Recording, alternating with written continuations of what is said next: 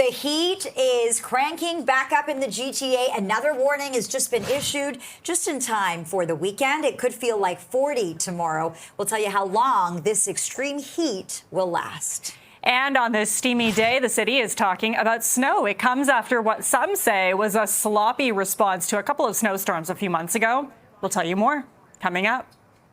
Also this hour, officers make a disturbing discovery near the 401 this morning. A body was located near the Pickering border. We'll tell you what the homicide unit is saying. Plus, an update tonight on that swarming attack involving a pizza shop employee who had her headscarf pulled off in Oshawa. 2 teenage girls have now been charged, and another suspect is just 11 years old. You're watching Live at 5.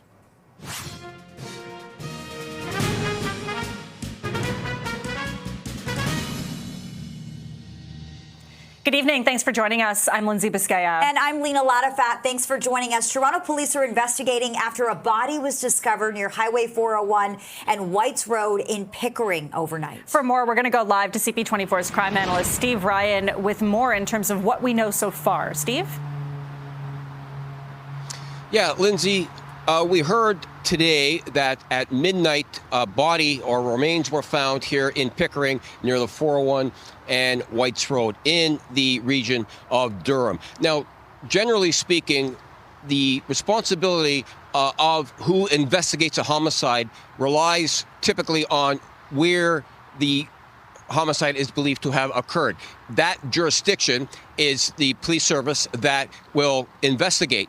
So in this particular case, remains were found here in Durham region just after midnight, and the Toronto Police Homicide Squad was on scene almost immediately this morning, and they, along with Toronto's FIS, were investigating these remains. It's very telling, because typically, if the remains were found here in Durham region and the homicide is believed to have occurred in Durham region, it'd be Durham region that are conducting the investigation. So what this suggests is that Toronto police have a homicide scene in the city of Toronto where there is no body, where the body has been removed. So it certainly does tell me that they've got some pretty good intel on who they believe this deceased person might be. In fact, we heard today that earlier on today, the Toronto Police Forensic Unit was at a waste management site in Pickering as well, just 10 minutes east of here. Now, they didn't go there just because. They went there because they had credible information that there may be valuable evidence at that location. So the waste management site and this location here where the remains are found,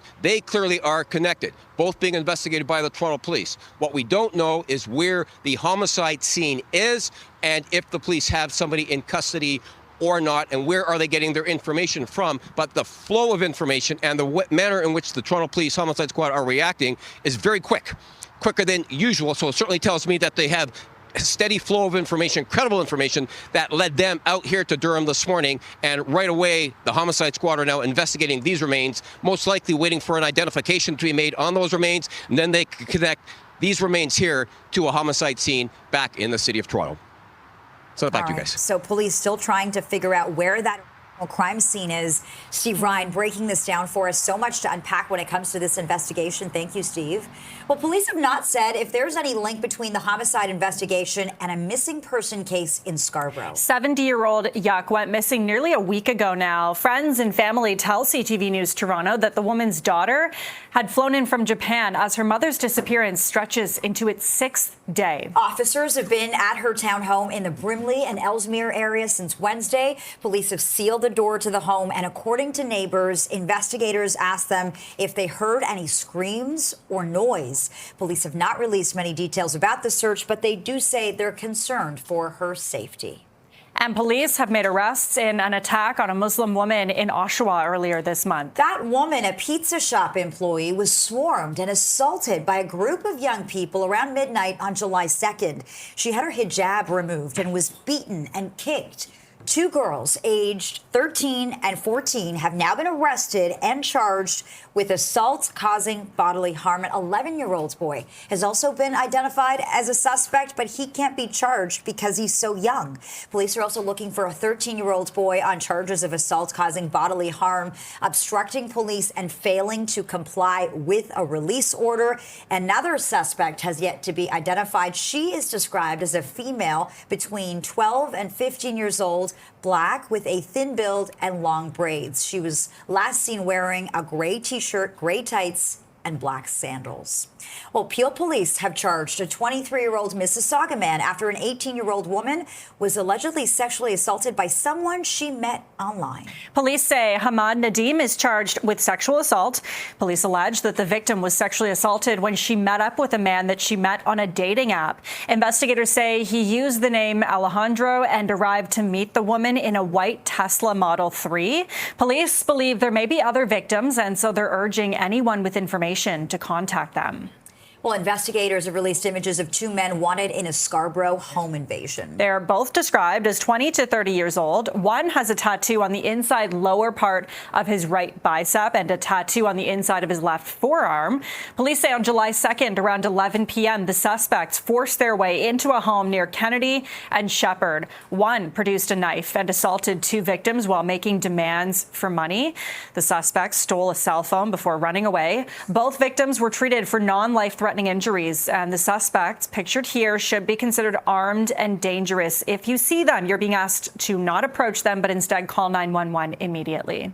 Well, turning to the weather, something a lot of people are talking about today. Toronto is under a heat warning again, with sweltering conditions expected to last well into next week. Environment Canada says daytime highs are expected to be 29 to 32 degrees through to Wednesday, feeling closer to 40 with the humidity on some days. It is expected to cool down a bit by next Thursday. That heat warning covers most of southern Ontario and stretches east to Ottawa. And to help you beat the heat, the city has extended hours at 8 outdoor pools tonight. Halbert Park School in Scarborough will be open until 9 o'clock tonight, while 7 others will stay open until almost midnight, till 11:45 to be exact. They are Alex Duff, Fairbank, McGregor, Monarch Park, North Toronto, Smithfield, and Sunnyside. Well, we've entered a sweltering stretch of summer, of course, with a heat warning in effect for Toronto, as we just mentioned, but it's not stopping Coldplay fans from catching the band at Rogers Stadium tonight. CP24's Sija Liu joins us with more from Downsview Park GO Station. Sija, tell us more about the significance of your location tonight. Well, Lena, Lindsay, right now I'm standing at the exit of Downsview Park GO and transit stations. This is where fans do the 10-minute walk from the TTC, the GO station, to Rogers Stadium to watch Coldplay, their night 3 of their 4-night tour here in Toronto. So it's about a 10-minute walk from here, and it is hot outside right now, but these fans are dedicated. I have a few of them joining me now. Hey, guys, how excited are you for the concert tonight? We're so excited. Like, first time in, I think 8 years since they've been here. Yeah. So it's quite hot outside right now, around 30 degrees, and there's still about, 4 hours until Coldplay takes the stage. What's your plan when it comes to staying cool? We all brought water bottles, so they actually have water bottle refill stations inside, so our plan is just to keep refilling. A lot of people I've been speaking to say they're not going to be thinking about the heat when they're watching Coldplay. Yeah, that's the honest truth. Standing for 6 hours. We're here for the vibe, it's going to be super fun. We're here for the vibe, basically. Yeah. Tell us about your commute in. I'm guessing you took the TTC or the GO train if you're in this area? So we actually parked, we came northbound from northbound, so we actually parked at York University. They have a parking lot set up for Rogers Stadium fans, and so we just parked there and hopped on the subway, and here we are. A pretty easy commute. What about your plan to get home? There's obviously been concern about crowding, trying to fit into those trains and buses. I think we're going to go with the flow. I heard their crowd control here is pretty good, so hopefully we'll subway back, but we'll see. Okay, well, they've had a few shows now, so hopefully they figured out all the kinks. Thanks so much, guys. Enjoy the show. Well, just to give you a bit of the lay of the land here, this is the pathway that takes you to Rogers Stadium. You can see it quite a bit of ways there, a 10-minute walk. And when it comes to the TTC train situation, the TTC says they're adding extra trains 90 minutes before the show as well as 90 minutes after. And when it comes to GO trains as well, the last GO train southbound is at 11:55 p.m. They've added 3 extra trains going south. And if you're heading north towards Barrie, the last train there is at 11:13 p.m. tonight. So that gives folks some time to watch the concert, enjoy a little bit, and then walk back to the train station. And the organizers are saying this is the best way to get in and out of the concert. There's not a lot of parking, not a lot of space for Uber rides as well. But here we're already seeing people selling water bottles. But these are dedicated fans for sure, because there's still about 3-4 hours until Coldplay takes the stage. But Lindsay, Lena, they are braving the heat and ready to enjoy the show. No kidding. Okay, that's CP24 Sija Liu reporting live for us. Sija, thanks so much.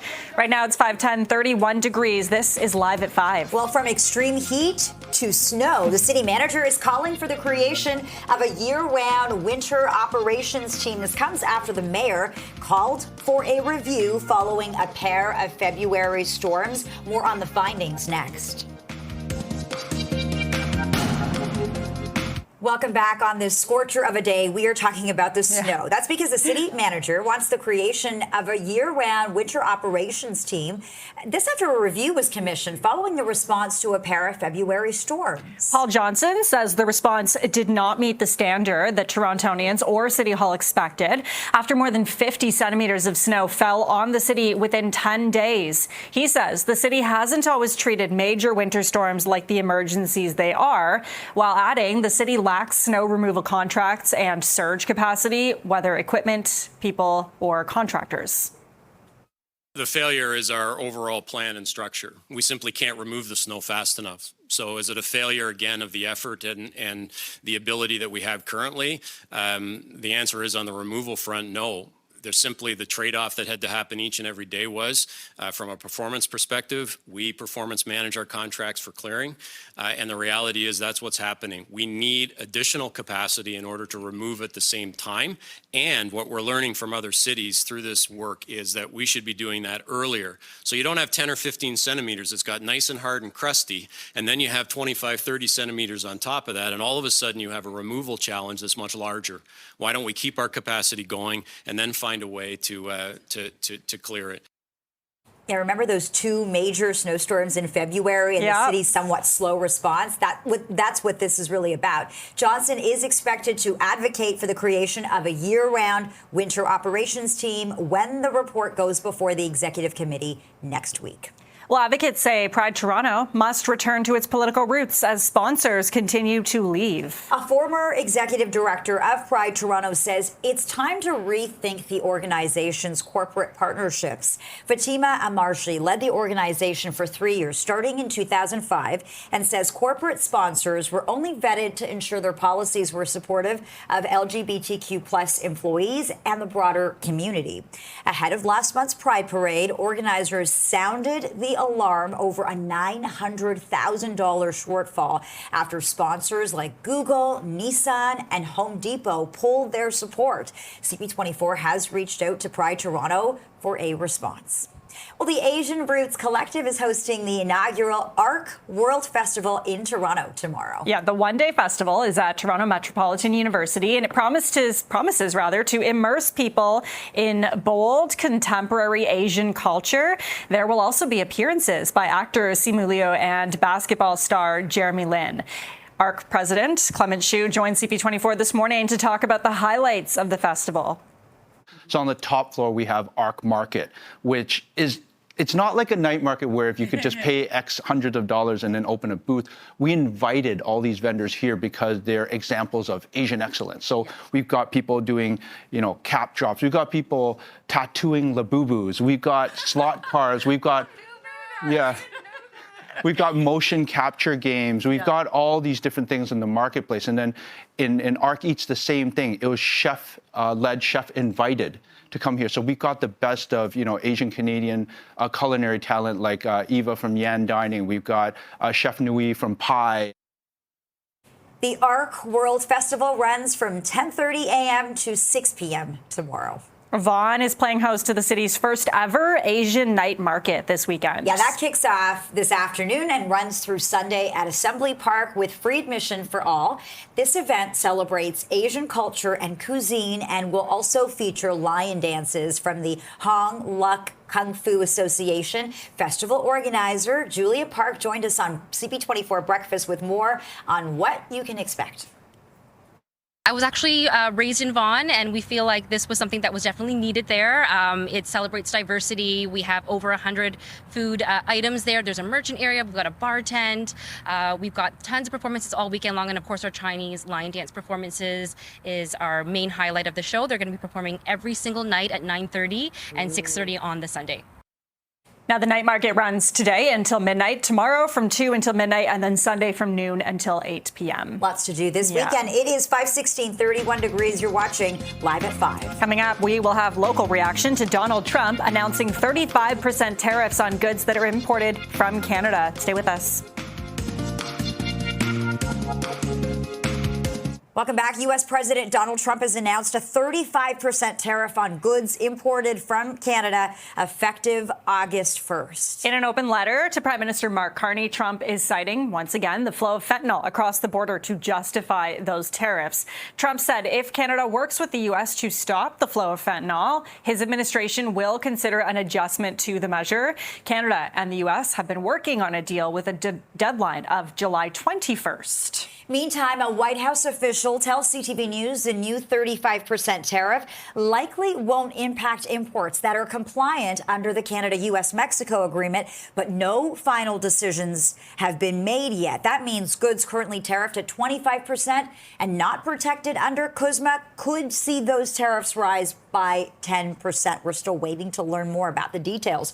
Tariffs on some energy-related products and potash are expected to remain at 10%. And earlier today, U.S. President Trump was asked about this latest round of tariffs on Canadian goods. We're going to see. It was sent yesterday. They called. I think it was fairly well received. It's what we need. So we'll see what happens. Prime Minister Mark Carney released a response to this late last night. It reads in part, throughout the current trade negotiations with the United States, the Canadian government has steadfastly defended our workers and businesses. We will continue to do so as we work toward that revised deadline of August 1st.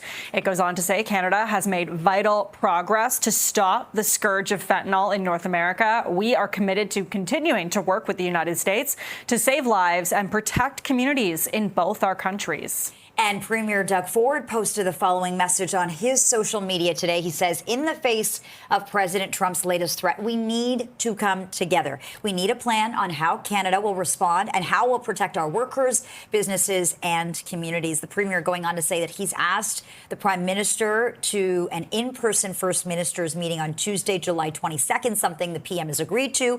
That is going to happen in Huntsville ahead of the Council of the Federation meeting with Canada's premiers. The Premier also saying, together, we are going to remain united as we protect Ontario and Canada.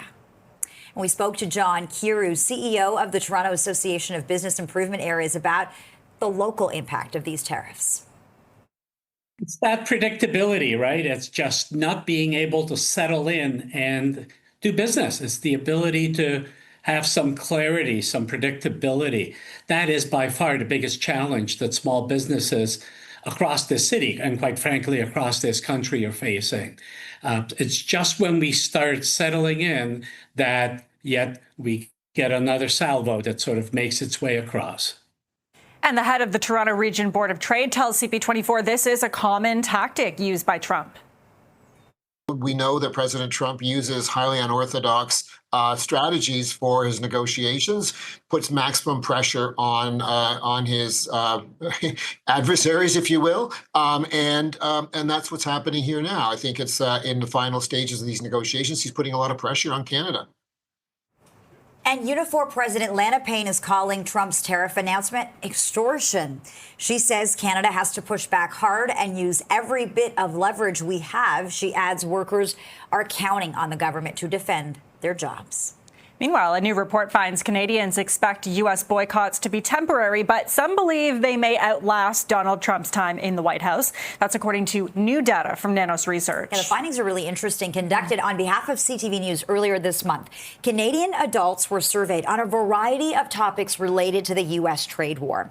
It found 3 in 4 Canadians report believing that the boycotts will eventually end, with nearly 50% saying it will be after Trump's time in office. 16% believe the boycotts will be permanent. Uncertainty brought by the trade war led to Canadian automakers announcing temporary plant shutdowns and layoffs, a move that hasn't gone unnoticed by Canadian consumers.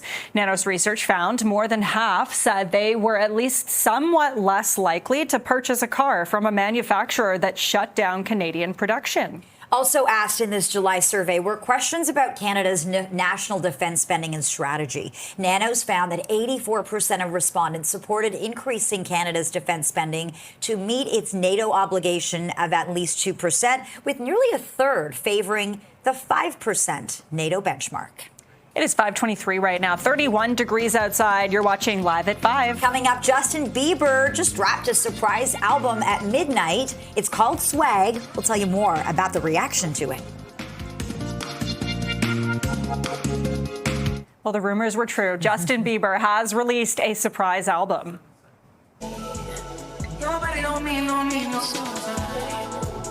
Nobody don't need no touch of mine. The pop star from Stratford dropped his 7th album titled Swag at midnight. Bieber says the album, which has 21 songs, is his most personal record yet and delves into his life after welcoming the birth of his son. It's his first album since he released Justice in 2021. And we were speaking with Chum's Josie Dine. She says the songs are actually really good. She's listened to most of them. I've listened to it, and I'm here to say it's pretty good. You have? Okay. Yeah. He's so talented. Yeah. That doesn't surprise me. Yeah, it's very good. Well, meanwhile, one of Toronto's biggest and longest-running summer traditions is just a few weeks away.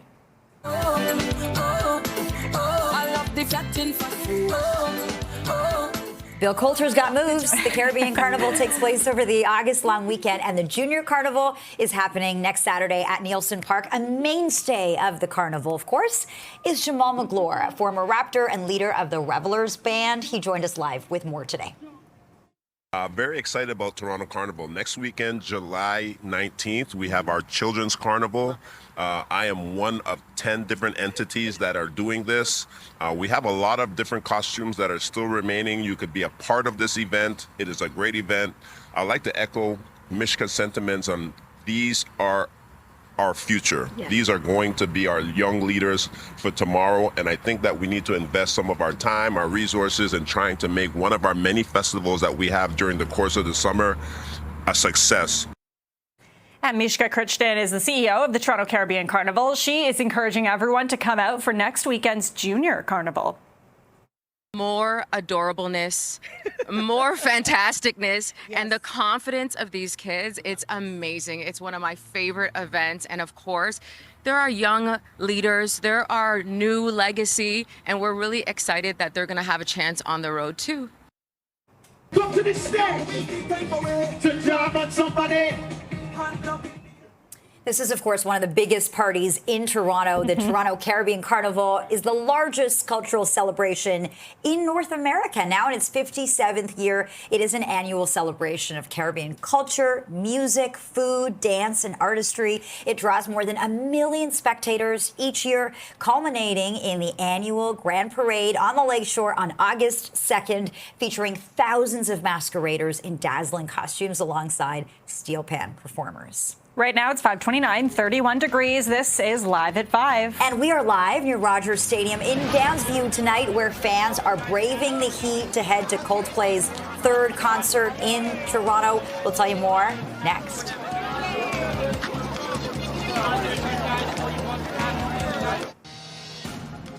The heat is cranking back up in the GTA. Another warning has been issued just in time for the weekend again. It could feel like 40 tomorrow. We'll tell you just how long this extreme heat will last coming up. And on this steamy day, the city is talking about snow. It comes after what some say was a sloppy response to a couple of snowstorms a few months ago. We'll tell you what's changing. Also this hour, officers made a disturbing discovery near the 401 this morning. A body was located near the Pickering border. We'll tell you what the homicide unit is saying coming up.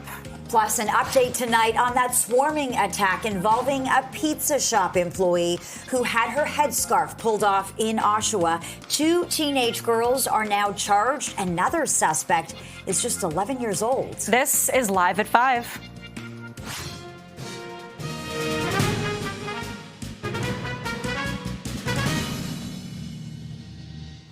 Good evening, and thank you for joining us. I'm Lena Latafat. And I'm Lindsay Biscaya. Welcome to Live at 5. We have entered a sweltering stretch of summer with a heat warning in effect for Toronto, but it's not stopping Coldplay fans from catching the band at Rogers Stadium tonight. CP24's Sija Liu joins us live with more from Downsview Park GO Station. Sija.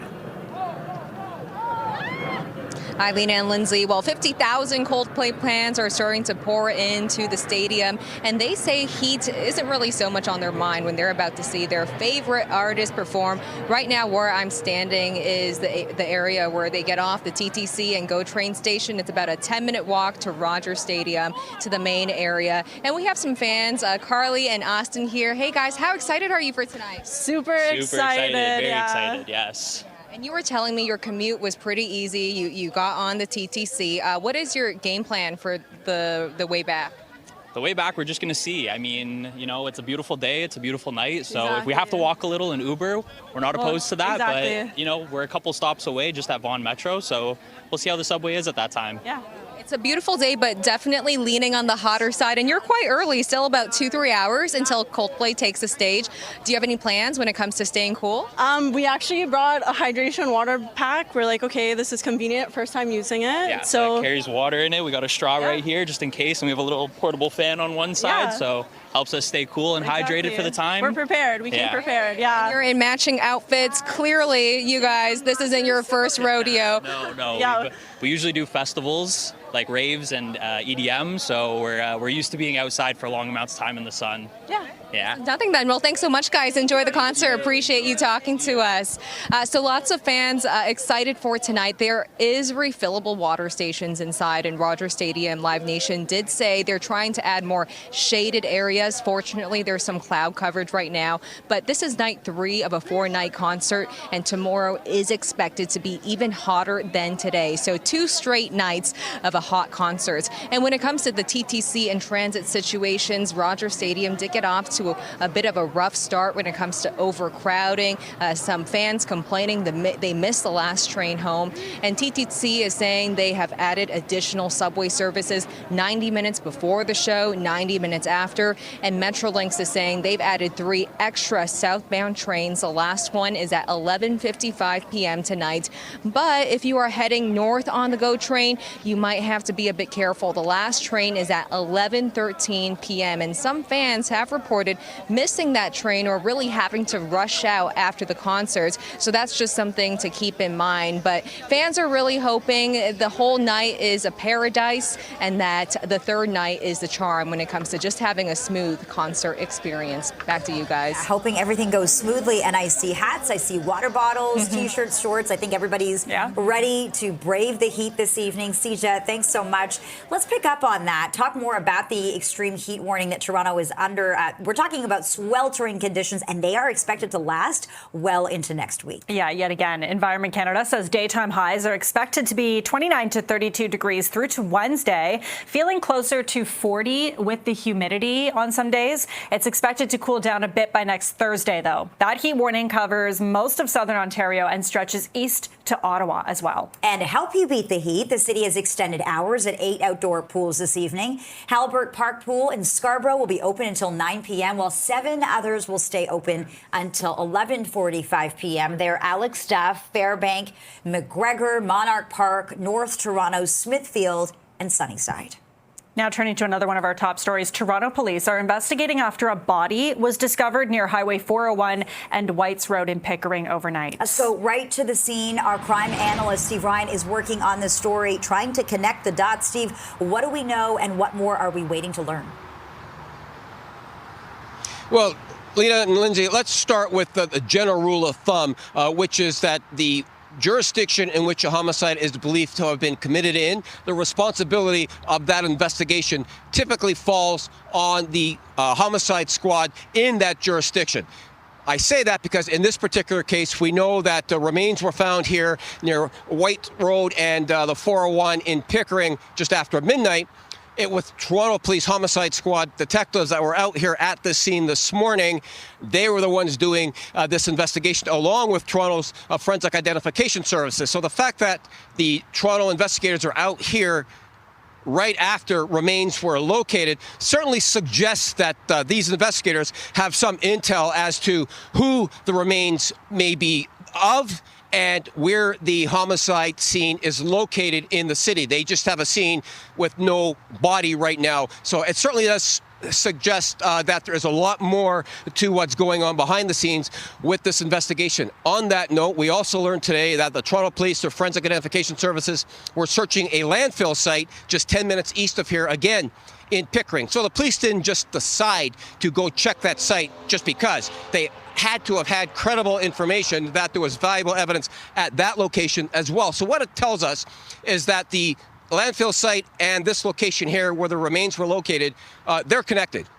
As to what connection that has to a crime scene in the city of Toronto, that still remains to be seen. But the speed of which this homicide investigation is going at, if you will, the manner in which the investigators are reacting to this information certainly suggests a couple of things to me. Number one, obviously it's an ongoing investigation whereby they may have been monitoring a suspect, and this is how they're able to get this information as quickly as they were. And this is why they may believe that the remains that were found here in Pickering have to do with a connection at a crime scene, a homicide scene in the city of Toronto. They're just waiting to get positive identification before such time that they make that announcement. So number one, active free-flowing investigation whereby they're monitoring perhaps a suspect, or they could have somebody in custody, and this is where all this information is coming from. But nonetheless, it's a homicide being investigated in the city of Toronto. Their investigators are out here in Durham region right now investigating the remains in a complete different jurisdiction. So it certainly suggests that there's a lot more to this, and the remains here that were found in Durham most likely came from a murder scene in the city of Toronto. I'm sure we'll get more information as this unfolds. It's happening real quick right now, but the fact that Toronto investigators are out here in Durham region certainly is telling, that's for sure. A lot going on behind the scenes. Send it back to you guys. We will definitely be waiting for updates on that. That's our crime analyst, Steve Ryan, reporting live from the scene. Steve, thanks so much for that. Well, police have not said if there's any link between the homicide investigation and a missing person case in Scarborough. 70-year-old Yuk went missing nearly a week ago, and friends and family tell CTV News Toronto that the woman's daughter has now flown in from Japan as her mother's disappearance stretches into its 6th day. Officers have been at her townhouse in the Brimley and Ellesmere area since Wednesday. Police have sealed the door to the home, and according to neighbors, investigators asked them if they heard any screams or any other noise. Police have not released many details about the search, but they say they are concerned for her safety. Well, police have made arrests in an attack on a Muslim woman in Oshawa earlier this month. The woman, a pizza shop employee, was swarmed and assaulted by a group of young people around midnight on July 2nd. She had her hijab removed and was beaten and kicked. 2 girls aged 13 and 14 have been arrested and charged with assault causing bodily harm. An 11-year-old boy has also been identified as a suspect but can't be charged due to his age.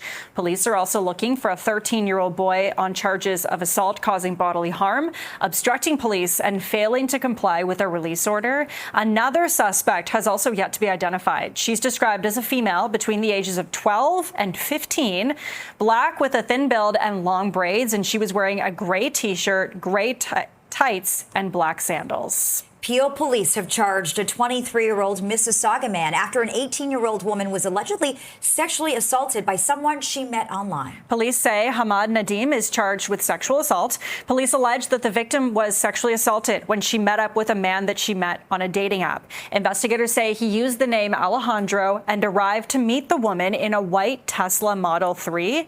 Police believe there may be other victims, so they're urging anyone with information to contact them. Well, police have released images of 2 men wanted in a Scarborough home invasion. Yeah, they're both described as 20 to 30 years old. One has a tattoo on the inside lower part of his right bicep and a tattoo on the inside of his left forearm. Police say on July 2nd, around 11 p.m., the suspects forced their way into a home near Kennedy and Shepherd. One produced a knife and assaulted 2 victims while making demands for cash. The suspect stole a cell phone before running away. Both victims were treated for non-life-threatening injuries. The suspects, meanwhile, meanwhile, should be considered armed and dangerous. And if you see them, don't approach them. Instead, call 911 immediately. Well, it's 5:41, 31 degrees, feeling more like 35 if you factor in this humidity. You're watching Live at 5. And from heat to snow, the city manager is calling for the creation of a year-round winter operations team. This comes as Mayor Olivia Chow called for a review after a pair of February storms. We've got more on those findings coming up next. Welcome back. Even though most people in our city are talking about the heat right now, the city of Toronto is looking ahead to the winter. The city manager wants the creation of a year-round winter operations team after a review was commissioned following the response to a pair of storms in February. Yeah, Paul Johnson says the response didn't meet the standard that Torontonians or City Hall expected after more than 50 centimeters of snow fell on the city within 10 days. Some people were comparing our response to the city of Montreal's. The city manager goes on to say the city hasn't always treated major winter storms like the emergencies they are, while adding the city lacks snow removal contracts and surge capacity, whether equipment, people, or contractors. We're always here looking for value for money. But I think what the community is saying to us, 2019, 2022, 2025, is that our response to major winter events is not to the standard that they expect. They understand in those major events that it's going to take a little longer than normal.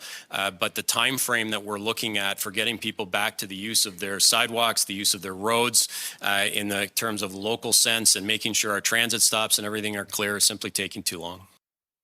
Johnson is expected to advocate for the creation of a year-round winter operations team when the report goes before the executive committee next week. Well, Ontario College of Physicians and Surgeons is relaxing its policy against doctors treating themselves, friends, and family amid the province's primary care crisis. Doctors were previously only allowed to treat relatives and other people close to them in emergencies or for minor conditions if no one else was readily available. Now, doctors in Ontario can provide other medical care if there isn't another option. That includes ordering tests and treating illnesses and injuries. However, they cannot do intimate examinations or prescribe narcotics to people close to them, except in an emergency. Time now is 5:46. We're sitting at 31 degrees in the city, and you're watching Live at 5. Coming up another day, another surprise move by the U.S. president. We are getting local reaction to Donald Trump announcing 35% tariffs on goods imported from Canada. That's next. Well, U.S. President Donald Trump has announced a 35% tariff on goods imported from Canada, effective August 1st, even though we were in the middle of negotiations. Yes, that's right. We still are. And in an open letter to Prime Minister Mark Carney, Trump is citing once again the flow of fentanyl across the border to justify the tariffs. Trump said if Canada works with the U.S. to stop the flow of fentanyl, his administration will consider an adjustment to the measure. Canada and the U.S. have been working on a deal, and the deadline originally was July 21st. And it's come back to fentanyl now. A White House official tells CTV News that the new 35% tariff likely won't impact imports that are compliant under the Canada-U.S.-Mexico agreement, but no final decisions have been made yet. That means goods currently tariffed at 25% are not protected under CUSMA, could see those tariffs rise by 10%. We should note tariffs on some energy-related products and potash are expected to remain at 10%. We did hear from the U.S. president earlier today when he was asked about the latest tariffs against allies, including us. We've been taken advantage of for many, many years by countries, both friend and foe. And frankly, the friends have been worse than the foes in many cases. So I would say just keep working. It's all going to work out. Prime Minister Mark Carney released this response late last night, which reads in part, throughout the current trade negotiations with the United States, the Canadian government has steadfastly defended our workers and businesses. We will continue to do so as we work toward the revised deadline of August 1st. Canada has made vital progress to stop the scourge of fentanyl in North America, and we are committed to continuing to work with the United States to save lives and protect communities in both our countries. And the head of the Toronto Region Board of Trade tells CP24 current tariffs are already having a major impact on the local economy. We've got to get these steel tariffs down. At 50%, they're really killing our industry, and it's unacceptable. And on autos at 25%, even with, as I say, the 50%, if you've got 50% U.S. content, you're not paying the full tariff. Still a problem for us. We're seeing Canadian auto exports shrink quite rapidly. That's Canadian jobs in not just directly in manufacturing cars, but also in the supply chain. And we also spoke to John Kiro, CEO of the Toronto Association of Business Improvement Areas, about the local impact of these tariffs. The mayor is right now over in Ireland and the UK working on building relationships, etc. I think what we're seeing, and certainly from the small business perspective, is we're finally starting to remove all the eggs from out of one basket, that we are looking at options, we're looking at other stuff because of the lack of predictability. Now 5:52, 31 degrees. You're watching Live at 5. Coming up in just moments, it's being billed as the longest, tallest, and fastest launch coaster in the country. We will take a look at Canada's Wonderland's Alpine Fury coming up next. Stay with us. A record-breaking roller coaster at Canada's Wonderland is set to open this weekend. Visitors to the park will be able to ride Alpine Fury starting tomorrow. This ride is billed as the longest, tallest, and fastest launch coaster in the country. And for more on this new ride, we're joined live tonight by Grace Peacock, Director of Public Relations at Canada's Wonderland. Great to see you, Grace, and thank you so much for joining us. This is so exciting. Tell us more about this record-breaking roller coaster. This is going to be great. I think guests are going to love it. It's very unique. Like you said, it's record-breaking. Not only is it the longest, tallest, fastest launch coaster in Canada, but it is world record-breaking. It has 9 inversions, which is the most for a launch coaster in the world. So guests are going to be launched twice. They're going to be taken into the depths of Wonder Mountain, and then they're going to be launched inside, straight vertical, 50 meters into the sky, out the top of Wonder Mountain, before they barrel through those 9 inversions. And the entire ride just takes over a minute, I believe. So it'll be really quick. And I think guests are going to love it. It sounds, I definitely want to try this one. It's like bigger and better than anything the park has so far. When you're talking about a launch coaster, what exactly is that? That's a great question. So people may know traditional roller coasters where you have a big hill and you're pulled up that hill with a lift chain. So you're that click, click, click, click, click noise that you're used to hearing. You get to the top of that, and then you're propelled through the rest of the ride with gravity, essentially.